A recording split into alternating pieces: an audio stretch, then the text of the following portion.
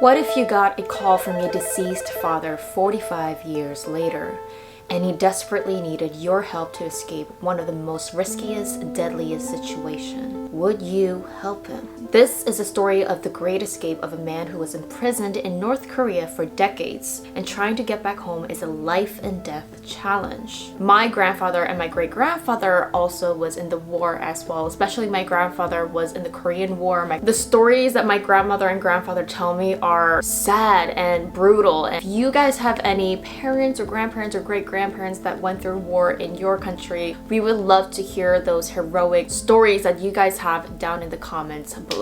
My grandmother used to tell me that when she was really young, she would run away from her hometown with her family by foot because they had to run away from the war. She saw people die every single day, just soldiers shooting people, and it was just like a normal thing back then to see people just die on the street. I just cannot believe like what kind of life that would be. This story might bring a lot of tears, so get your tissue box ready because I was bawling my eyes out when I was researching this story. And just before we get started, I want to give a huge shout out and thank you to Word Farm for partnering up with me today. If you guys want a fun game to play in between homework, school, going to work, on the train, car ride, I have the perfect mind game for you. Word Farm Adventure allows you to solve crossword puzzles and complete word Scrabble missions all from your mobile phone. I just personally love mind games, the fact that I could challenge my intelligence level, and I didn't know that a lot of even these words existed when I was playing this game, so I get to learn new words as well, and it's just a really nice brain massage for me. You also get to rebuild the farm and decorate it, which is really nice. I love these decorating games. I actually have a very long train ride to ride today, so while I'm listening to my podcast and playing Word Farm, I just always want to be productive even if I'm just sitting down for hours. Word Farm is now available on Android and iOS, so I have a link in the description down below so you guys can download it. It's free, you could have fun with it. Let me know what level you're at and what kind of new words you discovered after playing this game. Thank you so much to Word Farm. In August 1998, a man named Chang, who was working at a steel factory, got a call from an unknown person. The woman on the other line said, "Don't say anything stupid. This call can be wiretapped. You're Mr. Chang, 46 years old, and have 2 kids, right? Your father is still alive. If you want to see him, come to where we are within 1 week. We are in China." Mr. Chang thought that this was a classic scam. Obviously, someone that finds out your information, threatens you, tell you to come somewhere. Because his father, Mr. Chang Woo-han, died 45 years ago. Mr. Chang Woo-han was 27 years old when he passed away, and his son was only 4 months old, so he never even met his father. So how is it that his deceased father came back alive? Again, since Mr. Chang himself never really met his father, he wouldn't know his father's voice. So he asked the help of his nephew who was older than him. So the nephew, his name is Mr. Chang Young-woong, got on the phone with the older gentleman and asked him a series of questions that only the real Mr. Chang Woo-han would know. And to their surprise, the gentleman described their old hometown they all used to live in detail. So they were able to semi-confirm that this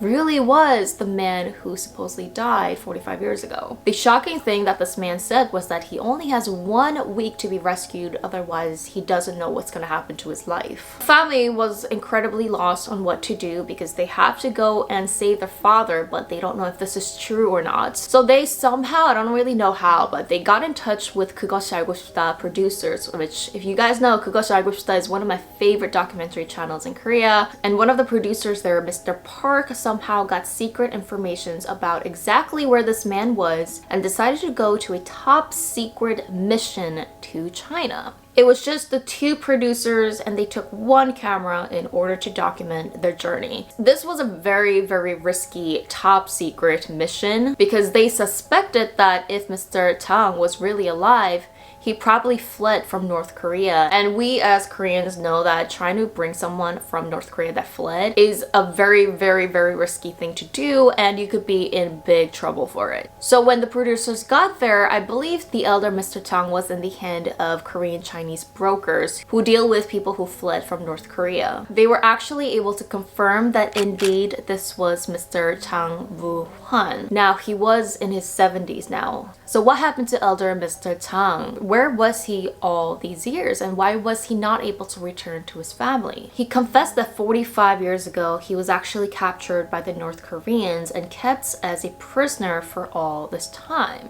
In 1948, he was in his early 20s and served in the military. And back then, a lot of people were living in poverty, so actually people wanted to join the military because they gave them food and places to sleep and gave them a purpose to protect the country. But he left the military after 8 months due to his health. Then shortly after, on June 25th, 1950, the Korean War broke out. During this time, many young men were forced to be recruited. So Mr. Tang was recruited to fight for the North Korean side. He was transferred to different areas from Ulsan to Kumgangsan. And from here, the war was extremely brutal. Mr. Tang tells the horrors he faced back then with just bombs blowing up everywhere, airplanes, guns, and how death was an everyday thing. Eventually, Mr. Tang was able to escape and flee back home, where he walked hundreds and hundreds of miles. In November 1952, he was recruited to fight again, but this time for what we know as South Korea side. He was recruited to station in Busan, which was completely in the south. So I guess if you were stationed all the way in the south, you were more protected and it wasn't as bad as the border. It was now July 1953 when there were talks that the war was about to end. Him and of course many other soldiers were elated to think that they now can go back home to their families, see their kids and their wives. But then at the last minute, he was ordered to move to the Eastern Front to secure the territory. Because this territory is pretty much what now separates North and South Korea, that was the most brutal battlefield out of them all. While he was fighting, a bomb exploded next to him that knocked him unconscious. When he woke up, he and many others were taken by Chinese soldiers who took them then to North Koreans as now captives. And just 1 week later, on July 27th, 1953, the war ended.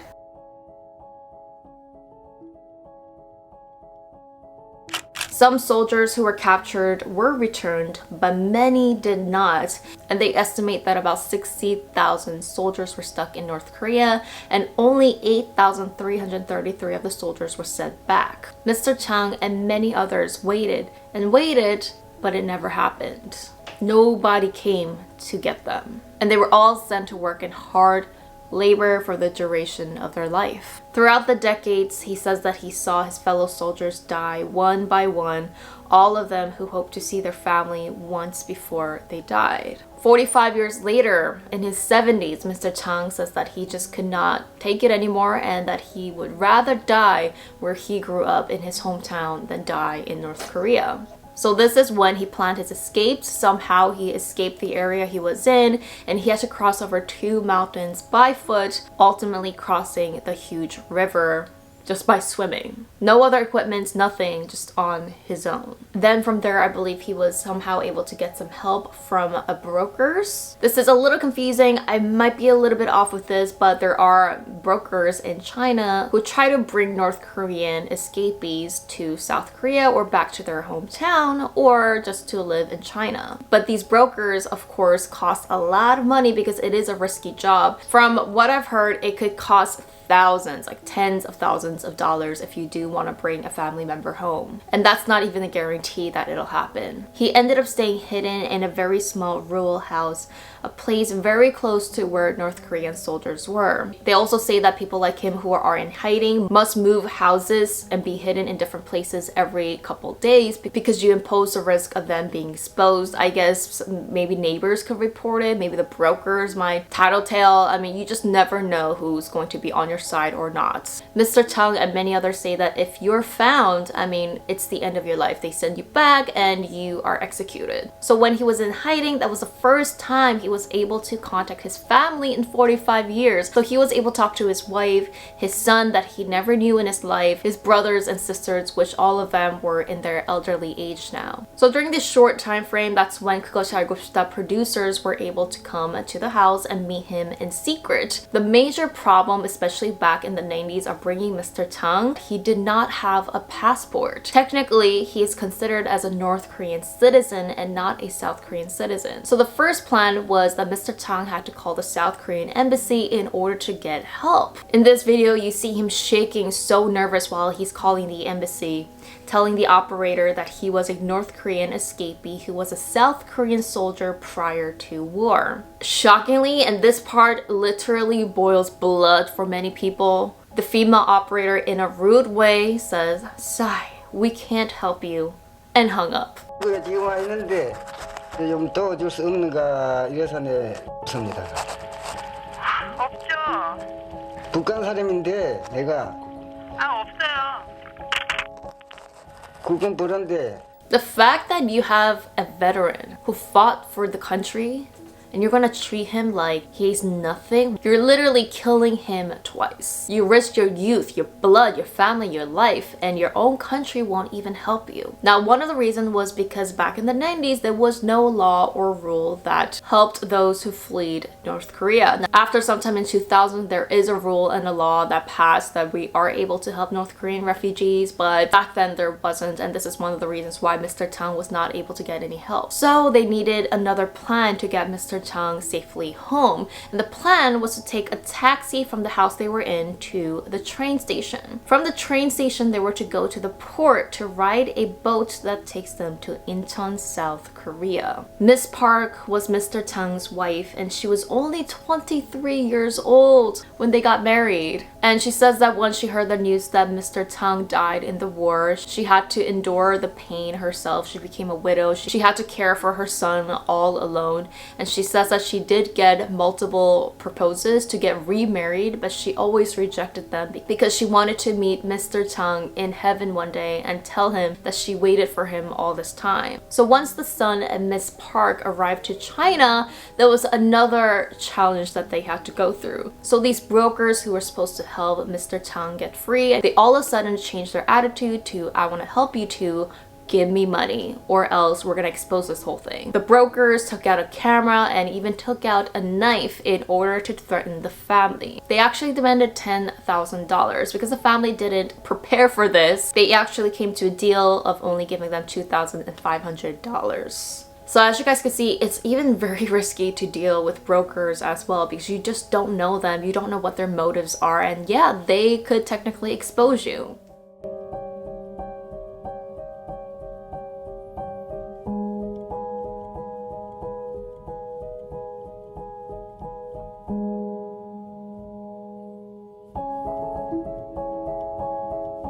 One thing that Miss Park was very nervous about, and one of the reasons why she had a hard time looking at her husband in the eye, was that she was afraid that he got remarried and had other kids while in North Korea. I mean, think about it. She rejected all marriage proposals, wanting to stay loyal. You find out that he has, other kids with another woman, it won't be the best news for her.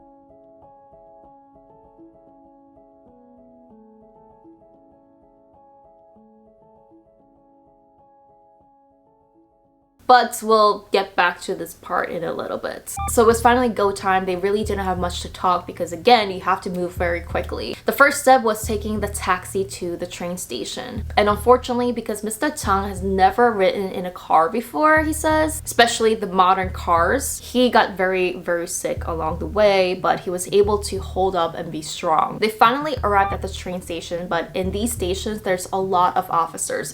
They know that this area is very hot for North Korean escapees, so there are a lot of officers looking for anyone that doesn't speak Chinese or cannot answer the questions. Anyone that looks suspicious, you might get caught. Mr. Tang was ordered to not even speak a word if anyone asked him a question, and he was instructed to act like he was deaf or mute or that he couldn't speak. 5 minutes before boarding time, and they had to stay within the large crowd to not stand out. That's when one of the officers started to approach Mr. Tang. They all started sweating when the officer started to grab Mr. Tang's bag. But fortunately, the officer said, "Hello, elder, let me help you with your belongings. It looks heavy.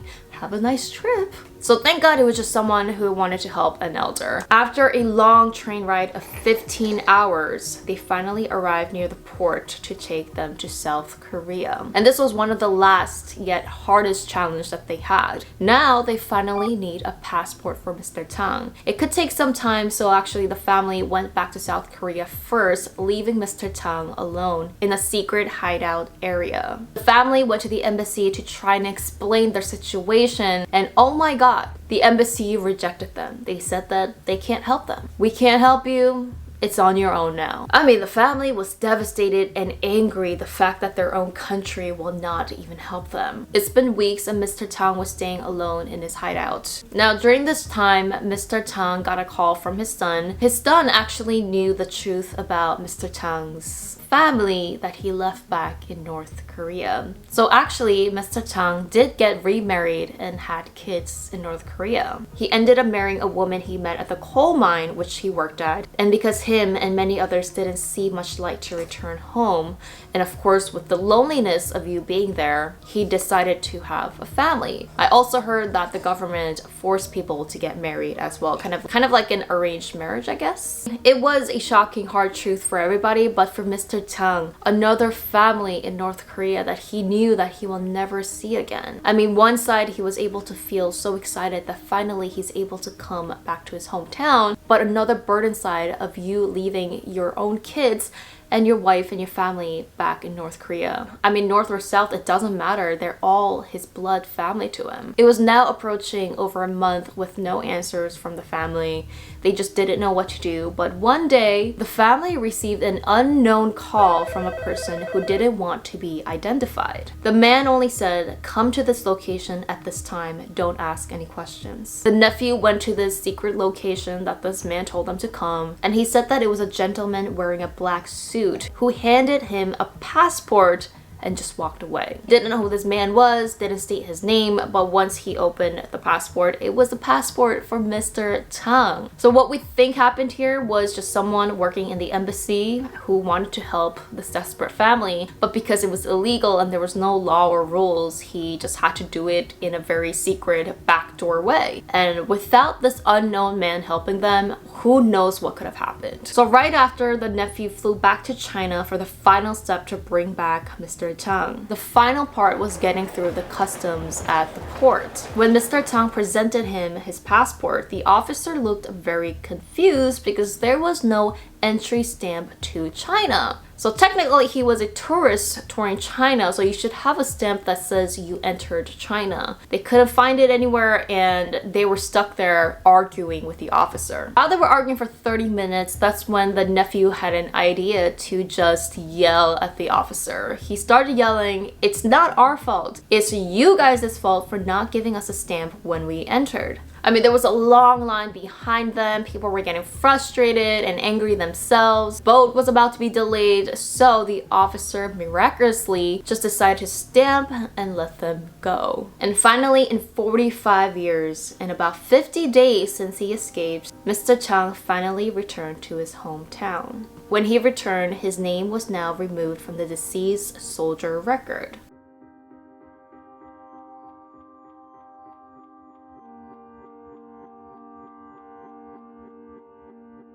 Miss Park finally was able to make him food and do his laundry like she always wanted to. They spent 14 years together and Miss Park passed away in 2012 and Mr. Tang passed away in 2015. Out of the over 50,000 soldiers who were stuck in North Korea, only 81 escaped, and they escaped on their own. The government did not help. From 2010, no additional soldiers were reported to have fled and come back to their hometown. And they say that those who are still alive in North Korea are probably over their 90s now. So that was the story of the great escape of Mr. Tang. And there were many people like him. And again, it is just so saddening to hear that they had to flee on their own and no one came to get them and they were just forgotten. The amount of respect that I have for Mr. Tang and for what he did, and the fact that he was able to flee and just put his life on the line. He left his own family in North Korea to never see them again. It's just such a humbling story. Again, if you have any stories from your grandparents, leave a comment down below. We would love to hear them. Thank you so much for watching. See you guys in my next video.